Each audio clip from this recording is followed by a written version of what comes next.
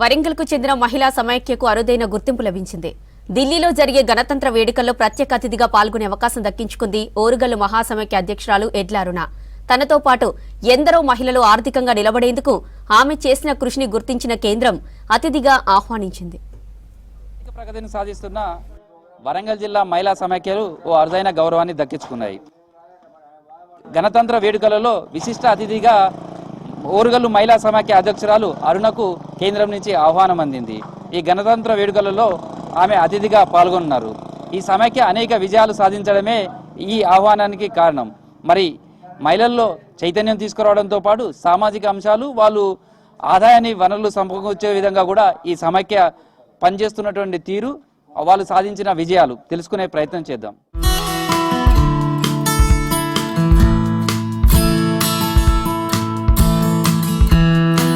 మహిళలు ఆర్థికంగా బలపడితేనే గ్రామాల అభివృద్ధి సాధ్యం.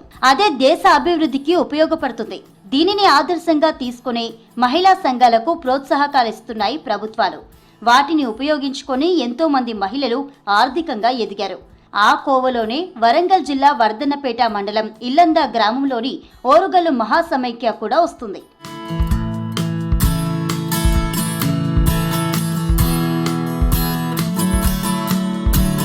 ఇల్లంద గ్రామంలోని రాధా సంఘం అధ్యక్షురాలిగా అరుణ ప్రస్థానం మొదలైంది.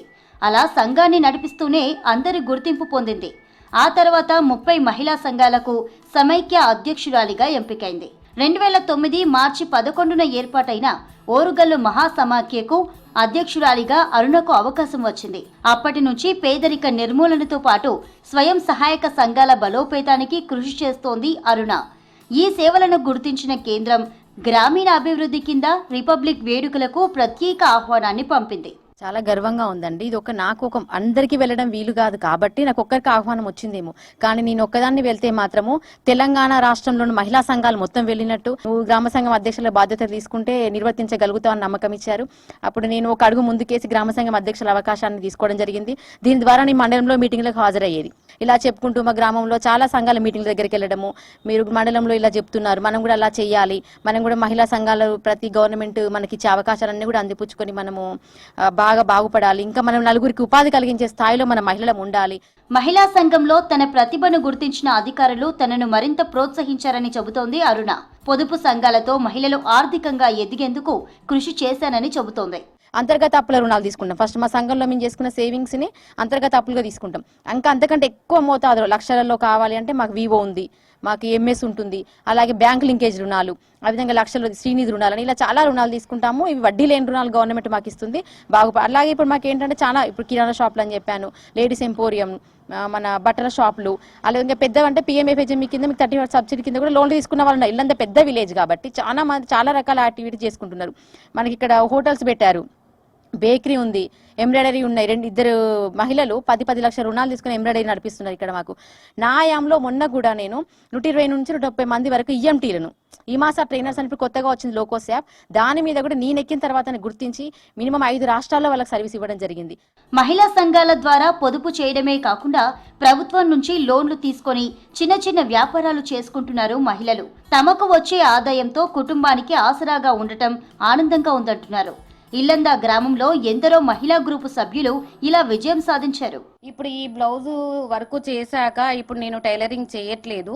ఇంకా 3 సభ్యులకి మహిళలకి నేను ఈ బ్లౌజ్ స్టిచ్చింగ్ ఇస్తున్నాను. వాళ్ళకు కూడా నేను ఉపాధి కల్పిస్తున్నాను. ఇంకోటి శారీస్ ఫాల్స్ వేయడానికి కూడా ఒక సభ్యురాలకి, ఒక మహిళకి ఇస్తున్నాను. ఇది కొంగులకి ఇట్లా కుచ్చులు డిజైన్గా పెళ్లిళ్ళ సీజన్ అయితే పెళ్లి చీరలకి కొంగులు కుచ్చులు కట్టడానికి కూడా వాళ్ళకు కూడా ఉపాధి కల్పిస్తున్నాను. నాతో పాటు ఇంకో 4 మహిళలకు నేను ఉపాధి కల్పిస్తున్నాను. తమ గ్రూప్ అధ్యక్షురాలికి ఢిల్లీ నుంచి ఆహ్వానం రావడంపై సభ్యులు ఆనందంగా ఉన్నారు. తమలాగే ఎంతో మంది మహిళలు ఇంటర్, డిగ్రీ పూర్తి చేశారని వాళ్లకు కూడా అవకాశాలు కల్పించాలని కోరుతున్నారు. చాలా సంతోషంగా ఉంది. అసలు ఇక్కడ దాకా వస్తామని కూడా మేము అనుకోలేదు. ఫస్ట్ ఆఫ్ ఆల్ మేము స్టార్టింగ్ అంటే మహిళ అంటే మా కాళ్ళ మీద మేము నిలబడడం కోసం ఒక పొదుపేసుకొని మా కుటుంబం కోసమే మేము అనుకున్నాం. కానీ ఇంత దూరం ఇంత ఆహ్వానం వచ్చిందని మేము అసలు అనుకోలేదు. మాకే కాదు మా గ్రామానికి కూడా గర్వకారణం ఇది. చాలా హ్యాపీగా ఉంది, మాకు చాలా హ్యాపీ. చదువుకున్న వాళ్ళు చాలా వరకు నిరుద్యోగులు మా ఊర్లో ఉన్నారు. మాకు ఆ హెల్ప్ చేయండి, ఎవరికో ఒకరికి ఉపాధి కల్పించే అవకాశం మాకు ఇవ్వండి అని చెప్పదాం అనుకుంటున్నాం. తాము ఎదుగుతూ మరికొంతమంది అభివృద్ధి చెందేలా చేస్తున్న తమను కేంద్రం గుర్తించడంపై మహిళా సమైక్య సభ్యులు ఆనందంగా ఉన్నారు. ఇది తమ కష్టానికి వచ్చిన గుర్తింపు అంటున్నారు. ఇందుకు సహకరించిన రాష్ట్ర, కేంద్ర అధికారులకు కృతజ్ఞతలు చెబుతున్నారు.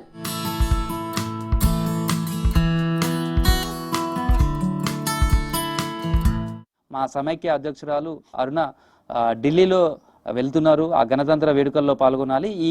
ఎంతోమంది ఉన్నత విద్యలు చదివిన వాళ్ళు కూడా మా సభ్యులుగా ఉన్నారు. చాలామంది అలాంటి వాళ్ళకు ఉపాధి మార్గాలు, ఉద్యోగ అవకాశాలు కల్పించాలనే అంశాన్ని కూడా కేంద్రం దృష్టికి తీసుకువెళ్ళడానికి కూడా ఒక వేదికగా, ఒక ప్రయత్నంగా కూడా ఉపయోగపడాలనేది వీళ్ళంతా కోరుకుంటున్నారు. వీడియో జర్నలిస్ట్ రాజుతో కృష్ణమోహన్, V6 న్యూస్, వర్ధనపేట మండలం ఇల్లందు గ్రామం. జోగులాంబ గద్వాల జిల్లాలోని ఆర్డీఎస్ ఆయకట్టు రైతులకు సాగునీటి కష్టాలు మొదలయ్యాయి. తుంగభద్ర డ్యాం నుంచి నీటి విడుదల కోసం రైతులు ఎదురుచూస్తున్నారు. ఆర్డీఎస్ కాలువ పొడవునా పంటలు ఎండుముఖం పడుతున్నాయి. ఆర్డీఎస్ కాలువలో నీటి ప్రవాహం లేక రైతులు ఆందోళన చెందుతున్నారు.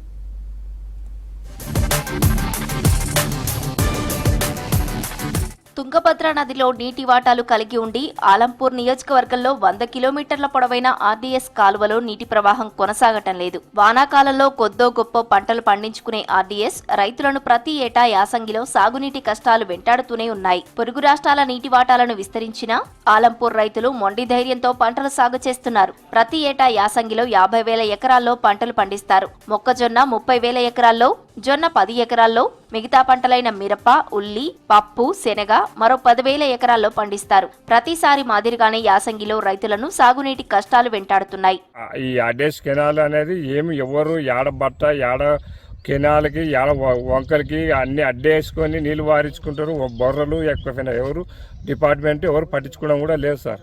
ఎవరు మొత్తము అదే రాయలసీమ దానికి యథావత్తు దాన్ని ఎత్తి పెట్టుకున్నారు సార్. నిన్న రాత్రి వరకు అన్నే వండుకొని దాన్ని బంద్ చేపిస్తే ఈరోజు లిఫ్ట్ ఆన్ చేద్దామంటే మోటార్లు పనిచేస్తలేవు, అవి పనిచేస్తలేవు అని మా వాళ్ళని ఎవరు పరిస్థితి పట్టించుకుంటలేరు సార్. ఆర్డీఎస్ కింద ఆలంపూర్ నియోజకవర్గంలో 87,500 ఎకరాల ఆయకట్టు ఉంది. కానీ చివరి ఆయకట్టు వరకు నీరందని కారణంగా 50,000 ఎకరాల్లోనే రైతులు పంటల సాగుకు పరిమితమయ్యారు. కాలువల్లో మోటార్లు వేసుకున్న రైతులు కొంతవరకు పంటలను కాపాడుకోగలుగుతున్నారు. మిగతా రైతులు పొలాలకు నీరందక పంటలు ఎండిపోతున్నాయి.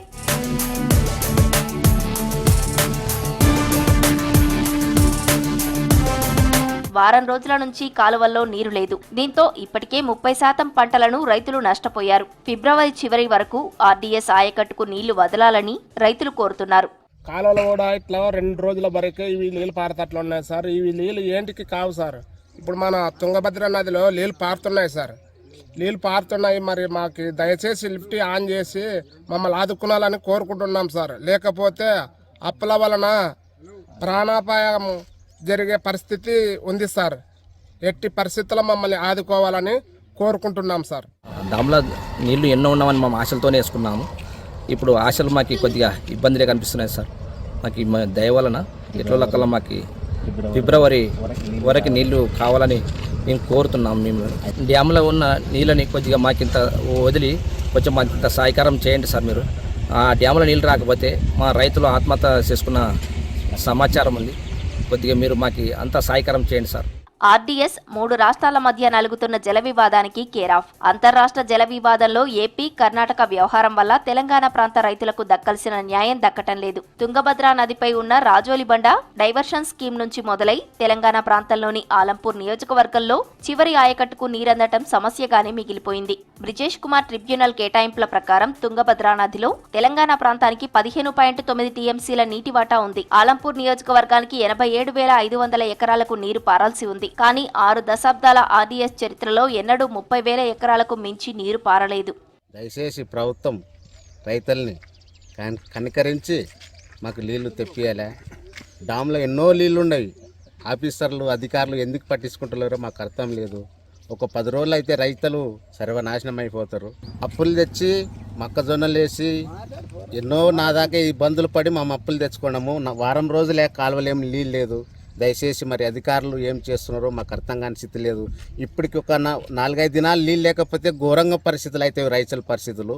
దయచేసి కినాలకి మాకు నీళ్లు తెప్పించాలని అధికారులని, ఆఫీసర్లని కోరుకుంటున్నాం. తెలంగాణ ప్రాంతంలో ఆలంపూర్ నియోజకవర్గంలో ఐజ మండలం సింధనూరు నుంచి ఆలంపూర్ మండలంలోని చివరి ఆయకట్టు వరకు 100 కిలోమీటర్ల గ్రావిటీ కెనాల్ ఉంది. 68 కిలోమీటర్లు దాటి కాలువల్లో నీరు పారినా చరిత్ర లేదు. పెండింగ్ లో ఉన్న ఆర్డీఎస్ ఆనకట్ట ఆధునీకరణ, దెబ్బతిన్న కాలువ లైనింగ్, పెరిగిన పూడిక ఆర్డీఎస్ రైతుల పాలిట శాపంగా మారింది.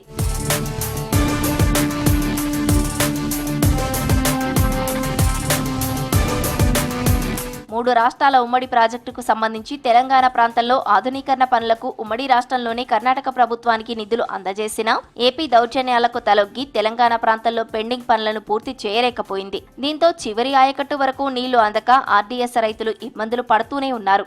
ఏదైతే ఖరీఫ్ పంట కాలం అయిపోయిందో రబీ కాలంలో రైతులు ఉన్నారు. మరి దీనికి చాలా ఇబ్బందులకు గురవుతున్నాం. ఇటు చూస్తే ఇది ఇంటర్ స్టేట్ ప్రాజెక్టు. ఈ ఆనకట్ట దగ్గర 8 ఫీట్ వాటర్ వస్తే మాకు వచ్చేటప్పటికి ఇది మనం నిలవన్న ప్లేస్ 68 కిలోమీటర్స్. మరి ఇక్కడ చూస్తే మన 74 వరకు కూడా కరెక్ట్గా 76 వరకు కూడా రావడం లేదు. 75 దగ్గర తుమ్మిళ్ళ లిఫ్ట్ ఉంది. మరి 68 వరకే నీళ్ళు వాడుతున్నాయి. ఇక్కడికి 1 ఫీట్ అంటే దాదాపు ఈ కెనాల్ చూస్తే మెయిన్ కెనాల్ ఇది 2 ఫీట్లు పారతలేదు, పావు దగ్గర 2 ఉంది. ఆర్డీఎస్ దగ్గర 3000 క్యూసెక్కుల ప్రవాహం ఉన్నా ఏపీ కేసీ కెనాల్ కు కర్నూలు జిల్లాలోని 18 ఎత్తిపోతల పథకాలకు నీళ్లు మళ్లిస్తోంది. దీంతో ఆర్డీఎస్ కు నీళ్లు రాకపోవటం వల్ల ఈ ప్రాంత రైతుల ప్రయోజనాలకు గండి పడుతోంది. తుమ్మిళ్ల లిఫ్ట్ మొరాయింపు, మల్లమ్మకుంట రిజర్వాయర్ నిర్మాణం కాకపోవటం వల్ల సమస్యలు మరింత అధికమవుతున్నాయి.